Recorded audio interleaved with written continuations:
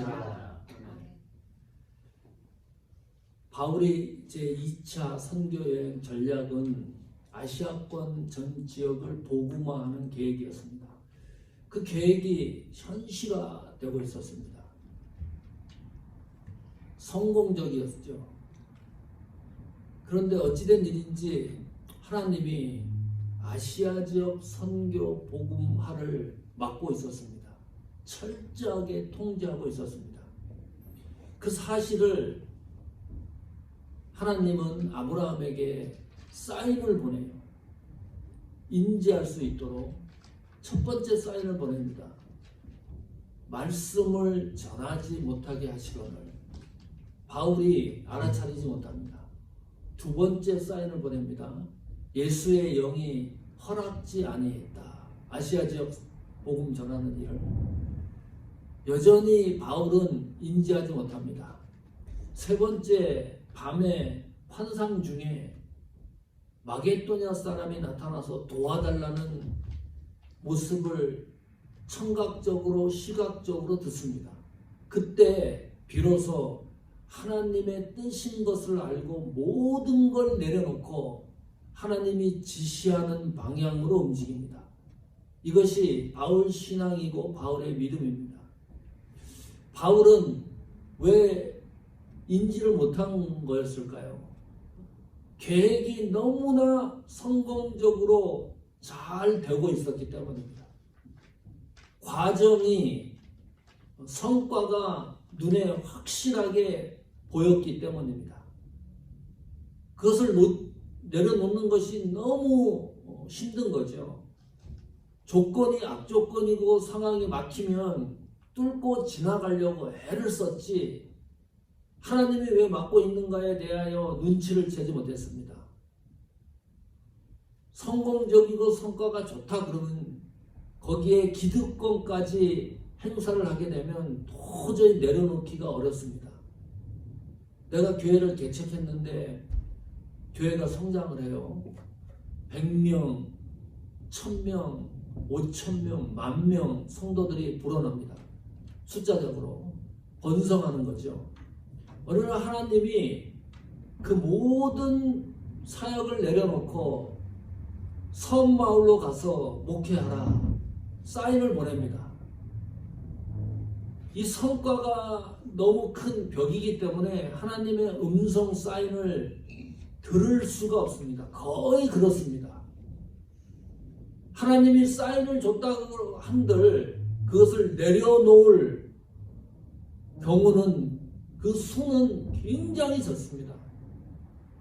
왜 1세 목회자들이 목회에 숫자적으로 성장을 하고 2세 아들들에게 세습을 합니까? 도저히 내려놓을 수가 없는 거예요. 어떤 상황이 벌어질지도 모르고. 바울은 하나님의 사인을 인지하는 그 순간에 모든 걸 내려놨습니다. 이것이 순종입니다. 이것이 일반 성도와 틀린 장면입니다. 바울은 적어도 하나님의 뜻과 계획이라는 사실을 인지를 하면 그 하나님의 뜻과 계획대로 바로 움직이는 신앙인이었습니다. 사도였습니다. 선교사였습니다. 드디어 하나님이 지시하신 유럽 땅을 첫 발을 내딛습니다. 바울의 선교팀이 바울을 위시해서 디모데와 실라가 함께 동행을 합니다. 자, 그런데 한 가지 문제를 해결을 하고 유럽에서 진행되는 복음의 현장을 저희들이 확인을 해야 될 것 같습니다. 사도행전은 누가 기록한 책이지요? 누가 썼습니까? 사도행전을.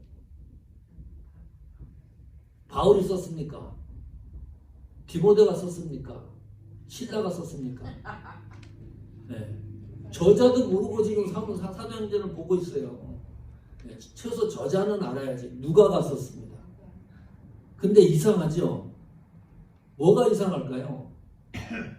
누가가 썼는데 이 사도행전 역사의 내용이 어떤 내용이 기록되어 있습니까? 바울의 사역을 집중적으로 조명을 해요.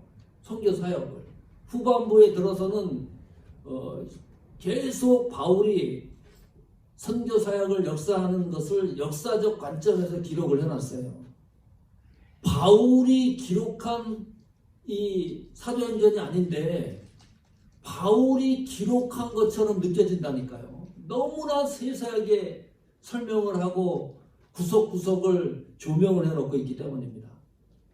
그렇다면 누가는 어떻게 이걸 기술했을까요? 바울에게 들어가지고 사도행전을 기록한 걸까요? 아니면 함께 동행했던 디모데한테 들어서 기록했을까요?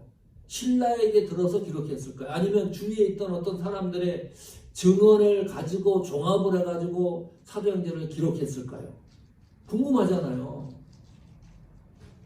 저자가 바울이 아닌데 바울이 저자인 것처럼 성경을 기록했기 때문에 너무 특별한 성경입니다.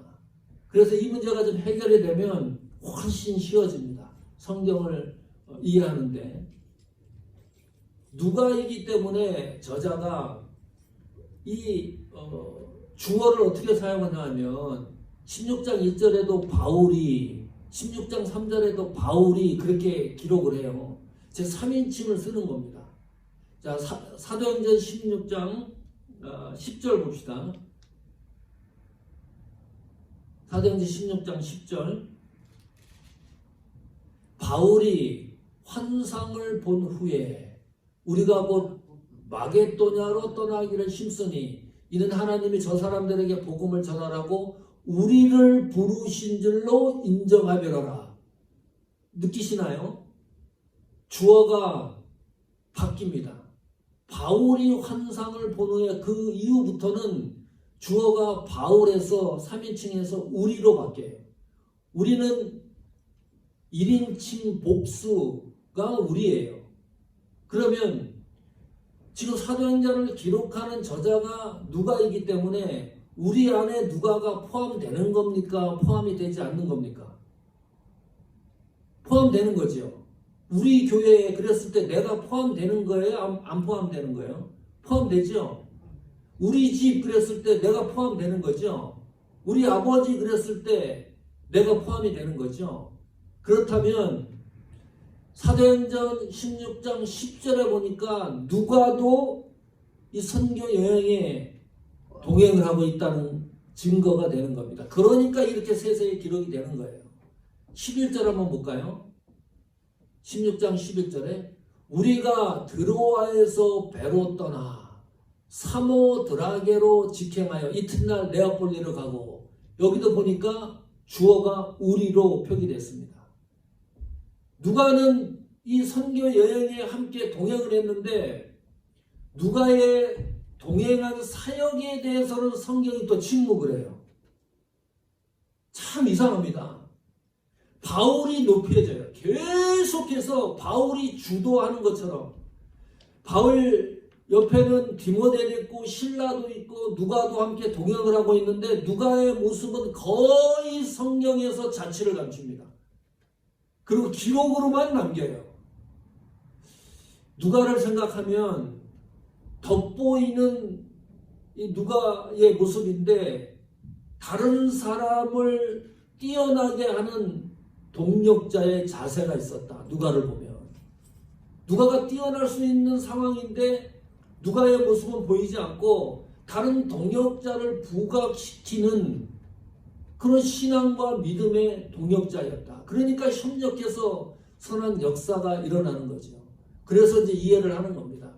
사도행전이 이처럼 자세하게 선교 역사를 기록한 것은 누가도 함께 동행했다는 것을 생각을 하면 충분히 사도행전에 대해서 이해가 되는 거고, 우리라고 하는 단어를 사용했기 때문에 3인칭보다는 성경을 읽는 독자들에게도요 감동이 있는 겁니다. 내가 그 현장 속에 들어간 것처럼 성경을 읽게 되는 거니까요. 내가 포함된 것 같아요.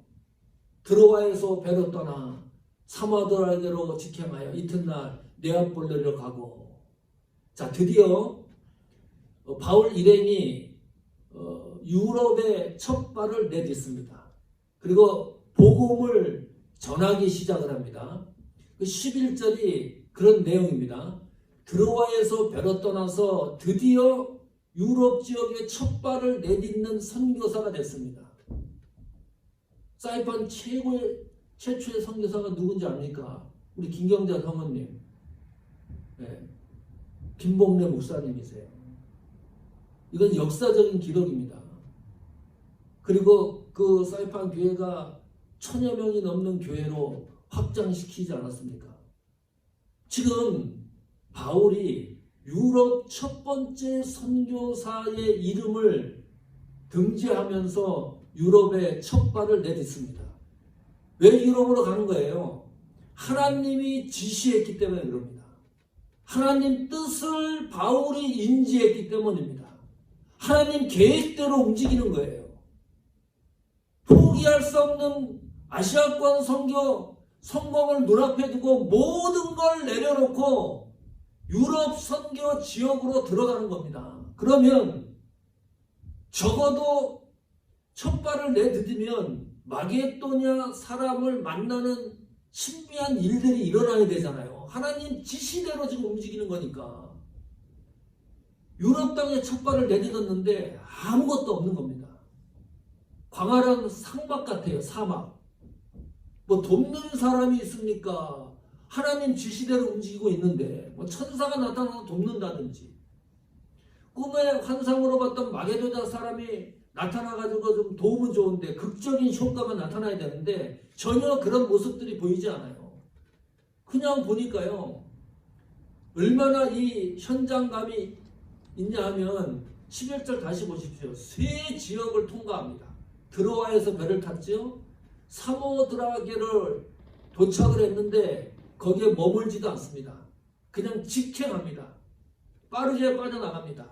그리고 네아폴리로 지나갑니다. 바울이 선교할 때 그 여행을 보면은 각 지역에 방문할 때마다 하나님의 기이한 역사들이 일어났습니다.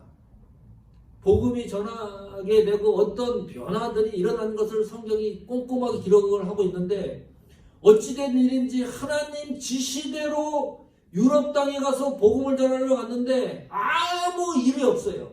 그냥 들어와 사모들에게 네아폴리 세 지역을 지나가면서도 복음을 전했다는 내용도 없고 어떤 사람이 변화됐다는 내용도 없고 참 희한합니다. 12절 한번 볼까요? 16장 12절입니다. 거기서 빌립보에 이르니 이는 마게도냐 지경 첫 성이요 또 로마의 식민지라 이 성에서 수일을 유하다가 여행 간 거 아니잖아요. 성경 한 문장 한 문장을 자세히 따져보면 도저히 바울 입장에서는 이해를 못하는 거예요. 하나님이 지시해서 왔는데 11절 12절 세 지역을 통과하고 빌립보에 드디어 도착을 했는데도 불구하고 복음을 한마디도 전하지 못하고 있었다. 이해합니까? 하나님 계획대로 움직이는데 하나님 뜻대로 움직이는데 바울이 엉뚱한 곳에 가서 복음을 전하는 겁니까? 아시아 선교를 맡고 유럽 가서 복음을 전하고 하나님이 말씀하셔서 그 말씀 따라 움직이는데 수일을 유하다가 복음 전할 기회가 보이지 않는 거예요. 이런 답답할 노릇이 어디 있습니까? 속이 뒤집어지지요. 하나님이 날 불러놓고 이게 뭐냐? 응? 유럽에서 복음 전하라고 날 불러놓고 어떻게 한마디 복음을 전하는 내용이 들어있지 않습니까? 역사적 관점이 필요합니다. 빌립보는 특이한 지역입니다. 줄리어스 시저가 암살을 당해요. 역사적 사건입니다. 살해를 당합니다. 옥타비아누스 나중에는 아우구스투스 황제가 됩니다. 평정을 합니다. 전쟁이 일어나요. 줄리어스 시저를 쫓는 사람 반대파들이 폭동이 일어나고 전쟁이 일어나는데 옥타비아누스가 이 문제를 다 해결합니다. 그리고 황제로 등극합니다. 아우구스투스 황제로 로마 황제로 등극을 해요. 이 사건을 어디에서 평정을 하느냐? 빌립보 지역에서 완전히 전쟁을 마무리를 합니다. 그때 빌립보 시민들이 아우구스투스 황제를 신봉을 합니다. 거기 정책을 따라가요. 황제 입장에선 좋은 거잖아요. 이 전쟁 문제를 잘 해결을 했으니까. 그래서 빌립보를 황제 직속 도시로 만듭니다. 그 성경이 저렇게 표현을 하는 거예요. 그래서 마게도냐 지경 첫 성이여 로마의 식민지라. 로마의 한 주 정부로 통치를 하는 게 아니라 황제 직속 도시로 만들어 버려요. 당연히 그러면 유대인들 추방하겠죠.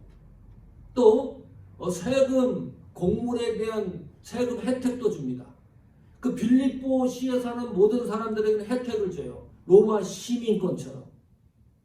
복음이 들어갈 틈이 없는 겁니다. 16장 13절 보십시오. 여기 보면은 안식일에 우리가 기도처가 있는가 하여 문 밖 강가에 나가 거기 앉아서 모인 여자들에게 말하더니 무슨 말입니까? 바울이 지역을 방문해서 도시를 방문해서 복음 전할 때 어떻게 하죠? 회당을 찾아갑니다. 위대한 회당. 1차 선교 여행 때도 이고니온 지역에서 회당에 들어가서 복음을 전하잖아요. 이게 처음 시작되는 바울의 선교 전략이었습니다. 빌립보에는 회당이 없었다는 거예요. 안식일이잖아요. 그날이 또 마침. 평일도 아니고. 회당도 없고. 도대체 바울은 사도행전 16장 13절에 이르기까지 하나님 지시대로 갔는데, 하나님 말씀대로 갔는데, 하나님 뜻대로 움직이는데 복음 전하는 한마디를 못하고 있는 겁니다. 너무나 답답했겠죠. 안식일이 됐는데 회당도 없으니까 도저히 어떻게 복음을 전할 데가 없으니까 기도처를 찾는 겁니다. 유대인 관습과 전통에는 그 지역에 회당이 없으면 야외 예배를 드렸어요. 이렇게 강가나 이런 데에 모여가지고 안식일에 예배를 드렸습니다. 근데 특이하죠. 그 강가에 가서 기도처를 찾아보는 겁니다. 회당이 없으니까. 거기 모인 사람들 보니까 누구만 모였어요? 여자들만 모였습니다. 회당이 존속하려고 그러면, 회당에 예배가 성립이 되려고 그러면 남자 10명이 있어야 돼요. 남자 10명도 없었던 지역입니다. 이 빌립보가. 회당 안에. 그러니까 복음 전하기가 얼마나 힘이 들고, 우리가 신앙생활할 때 그런 경험하잖아요. 우리 교회도 숫자적으로 빨리 부흥이 되면 얼마나 좋겠습니까? 도저히 이것이 우리 생각과 빗나갈 때가 너무 많아요. 바울이 지금 그것을 경험한 것입니다. 바울이 기도처가 있는가에 찾아본 그 여성들에게 처음 이제 복음을 전하는 겁니다. 14절 보십시오. 두아디라 성의 자주 장사로서 하나님을 공경하는 루디아라는 여자가 들었는데 주께서 그 마음을 열어 바울의 말을 청종하게 하신지라. 여기에 나오는 루디아는 유럽 최초의 결신자입니다. 역사적인 인물입니다. 이 루디아라고 하는 인물이. 그 여성이 있었는데 몇 명인지는 모르지만은 여성 다수가 있었는데 바울이 전한 복음을 받아들인 사람은 루디아 여성 한 사람입니다. 이 여성에 대해서 성경이 양력을 이렇게 설명을 해요. 두아디라 시의 성이죠. 자주장사, 옷감 장사했던 여성입니다. 이 두아디라 시는 피혁 제품, 염색, 공역 이런 것을 제조하는 그런 특별한 시였습니다. 자주장사, 옷을 자주색으로 물들이는 그런 공장을 하고 있었습니다. 사업을 하고 있었습니다. 그러니까 이 루디아라는 여성이 물질적으로도 사업가였기 때문에, 그리고 지금은 이 빌립보에 와가지고 사업을 하고 있었던 인물입니다. 이 자주색 옷은 그 당시에 부자만 입었어요. 지위가 높은 사람들만 입었어요. 그냥 평신도 평사한 사람들은 입지 못할 옷이었습니다. 옷에 컬러를 입히는 거니까 그 당시에 얼마나 비쌌겠습니까? 그 여성이 바울이 전한 복음을 듣습니다. 게다가 하나님을 공경하고 있었다. 유대인이라는 증거이기도 합니다. 하나님을 어떻게 섬기고 어떻게 예배하고 어떻게 기도하고 신앙의 기초적인 것을 갖고 있었던 루디아입니다. 이 루디아가 바울이 전한 복음을 듣는 거예요. 어떻게 복음을 받아들이는 건가요? 상당히 중요한 문제입니다. 루디아라고 한 여자가 들었는데 주께서 그 마음을 열었다. 복음을 받아들일 수 있도록 하나님이 그 여성을 역사를 하는 거예요. 마음을 열어준 겁니다. 그리고 바울의 말을 복음을 전하는 내용을 그대로 청정하게 했다. 받아들이게 누가 한 겁니까? 주어가 하나님이 하신 일입니다. 믿음의 시작은 하나님의 의에서입니다. 잊지 마십시오. 구원의 시작은 하나님에 의해서 우리가 구원을 시작이 된 거지 내가 하나님을 선택한 게 아닙니다. 하나님이 우리를 먼저 선택하고 하나님에 의해서 하나님의 자녀가 됐다는 이 구속론적인 특이함이 있습니다. 구원이라는 것이 흐지부지한 게 아닙니다. 대충 믿을 수 없는 이 사실을 알면 얼마나 가슴이 뜨거운지 몰라요. 주께서 그 마음을 열어 바울의 말을 청정하게 하는지라. 그래서 최초 유럽 지역에 바울이 복음을 전할 때 최초 결신자가 되고 15절에 보면 이런 기록이 있습니다. 저와 그 집이 다 침례를 받고 세례를 받고 우리에게 청하여 가로되 만일 나를 주 믿는 자로 알거든 내 집에 들어와 유하라. 그리고 강권하여 있게 하니라. 누가 그런 거예요? 루디아 여성이 바울의 복음을 듣고. 무슨 말입니까? 루디아 집에서 최초 빌립보 교회가 탄생을 합니다. 개척이 되는 겁니다. 이 빌립보 교회는 이후에 바울을 사역을 서포트하는 중심 교회가 됩니다. 바울 사역이 끝나는 날까지 감옥에 들어가서 참수당하는 그 순간까지 동역을 하고 기도를 하고 물질적으로 돕고 헌신하는 교회가 됩니다. 이 사도행전 16장 15절에 이 빌립보 교회 멤버들을 상상해 보십시오. 당연히 루디아 가족이 멤버가 됐겠죠. 이 사도행전 16장 15절 이후에는 점치는 귀신 들린 자를 바울이 고쳐요. 그러면 고침을 받은 그 사람도 빌립보 교회 성도가 됐을 겁니다. 그 일로 감옥을 갑니다. 바울과 실라가. 간수가 감옥에서 바울이 전하는 복음을 듣고 또 신자가 돼요. 그 간수 가족이 빌립보 교회의 최초 성도들입니다. 기독교 역사의 빌립보 교회를 제외하고는 설명할 길이 없습니다. 복음이 전 세계로 확장되는데 가장 기초적인 교회가 빌립보 교회였습니다.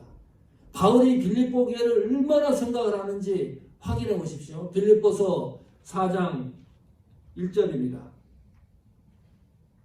그러므로 나의 사랑하고 사모하는 형제들, 나의 기쁨이요 면류가 아닌 사랑하는 자들아, 이와 같이 주 안에서 서라. 빌립보서를 기록하면서 한번 쭉 읽어보십시오. 얼마나 바울이 빌립보 교회 성도들과 교회를 생각하는지. 이절막한 문장에 사랑, 사모, 사랑 세 단어가 들어가요. 빌립보 교회를 생각을 하면 나의 사랑하는 교회 성도들이다. 내가 사모하는 형제들이다. 빌립보 교회와 성도들은 나의 기쁨이다. 면류관이다. 이 정도입니다. 나의 기쁨이요 면류관인 사랑하는 교회 빌립보 성도들. 이런 동력자가 있습니까? 이렇게 교회를 사랑합니까? 훗날에 여러분의 입술로 교회를 향하여, 동역자를 향하여 내가 사랑하고 사모하는 형제들, 내 기쁨이고 면류관인 나의 동역자들의 이름을 집어넣고 설명할 수 있는 그런 협력 선한 사역을 감당하는 관계가 있습니까? 바울이 빌립보 교회를 개척하고 이런 관계를 마지막까지 설정해 가는 거예요. 우리 교회가 빌립보서 1장 8절입니다.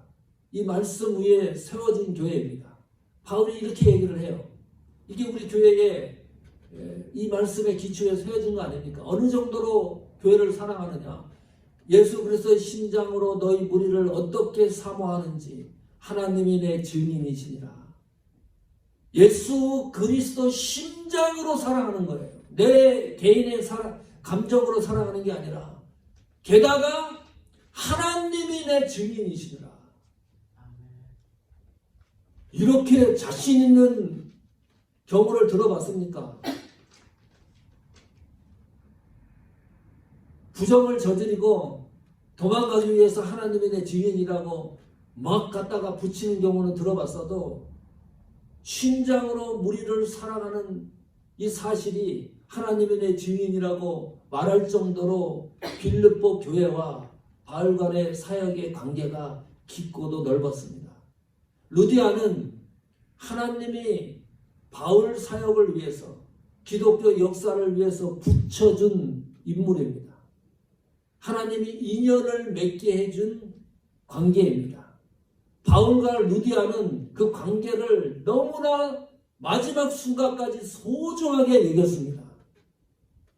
우리 사모하는 교회가 위로를 드리려고 합니다.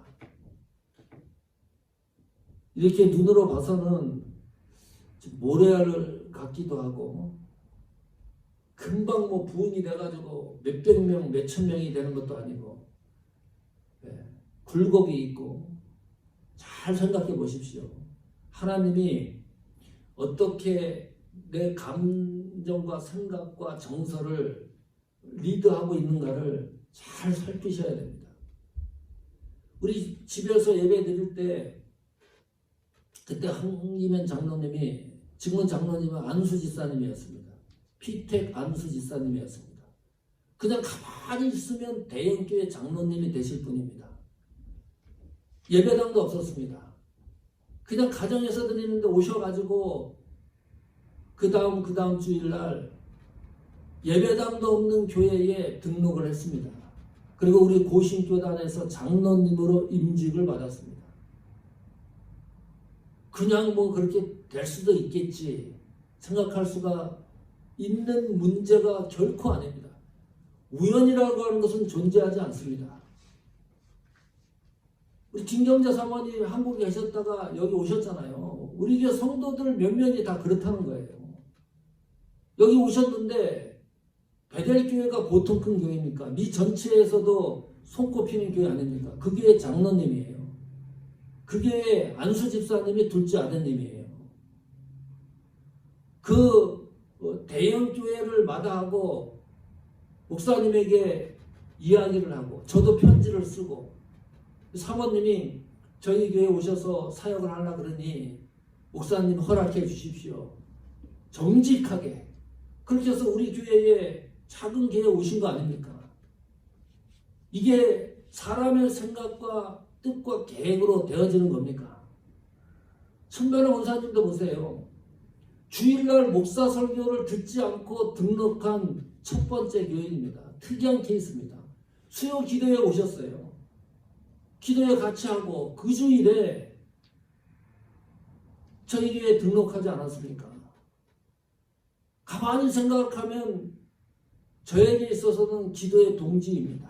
동역자입니다. 얼마나 힘이 되는지 모릅니다. 우리 교회 전체가 우리 천만의 원사님이 얼마나 기도를 또 열심히 합니까? 박미라 원사님도 보세요. 우리 사인판을 붙이고 1시 예배를 찾다가 첫 번째 사인판 붙이자마자 전화를 해갖고 등록한 분이 또 박미라 권사님입니다. 김정 지사님 보세요. 얼마나 외적인 사역이 많습니까? 네. 우리 교회에서는 사실 어울리지 않습니다. 네. 얼마나 감사한지 몰라요. 우리가 이랬는데 집사님 하실 수 있습니까? 허락을 하잖아요. 여기에 있을 뿐이 아닌데 12월 달에 카네기홀에서 연주할 정도로 뛰어난 무대입니다. 사역이 있어서. 한 사람 한 사람 뜯어보면 어마어마한 일을 하고 있습니다. 남가주 비롯해가지고 얼마나 사역이 확장되고 있습니까? 우리 집사님 하시는 일이 큰 대형교회에서 못하는 일을 하고 있어요. 사모님 글 써가지고요 수많은 사람들에게 영향을 주고 친목 모임이니까 모이는 데 가가지고 지난주에는 글을 읽고 얼마나 또 많은 사람들이 감동을 읽고 그런 일들을 하고 있습니다. 에피포도는 또 어떻습니까? 28년 아닙니까? 에피포도에서 배출한 작가, 예술가가 한두 명입니까? 다 세계 방방 곳곳에서 얼마나 많은 역할을 하고 있습니까? 하나님이 하시는 일은 정말 시기합니다. 하나님 뜻대로 바울이 유럽 첫 성에 도착했는데 기가 막힌 거예요. 앞이 안 보이는 거예요. 복음을 전할 기회도 없지. 찬스도 안 생기지. 답답한 심정을 갖고 있는데 루디아라고 하는 여성이 복음을 듣고 그 여성이 빌립보 교회의 개척자가 되고 기독교의 역사를 기초를 놓는 징검다리를 놓는 교회가 되지 않습니까? 이 시작이지 끝이 아니지 않습니까? 사모하는 교회가 여기서 끝난 게 아니지 않습니까? 하나님이 어떻게 역사할지 모릅니다. 한 사람 한 사람 우리 교회 성도들의 면면을 살다 보면 하나님이 붙여주신 이 사모하는 교회를 통해서 하나님의 하실 일에 대해서 하나님이 보내주신 사람들로 뭉쳐진 교회입니다. 하나님이 어떻게 역사하실지 모릅니다. 첫 번째 하나님이 귀하게 어떻게 우리 교회 성도들을 우리 교회를 사용하실지 모릅니다. 그 역사의 길을 걸어가는데 오늘 말씀이 힘이 되고 위로가 되고 능력이 되기를 축원합니다.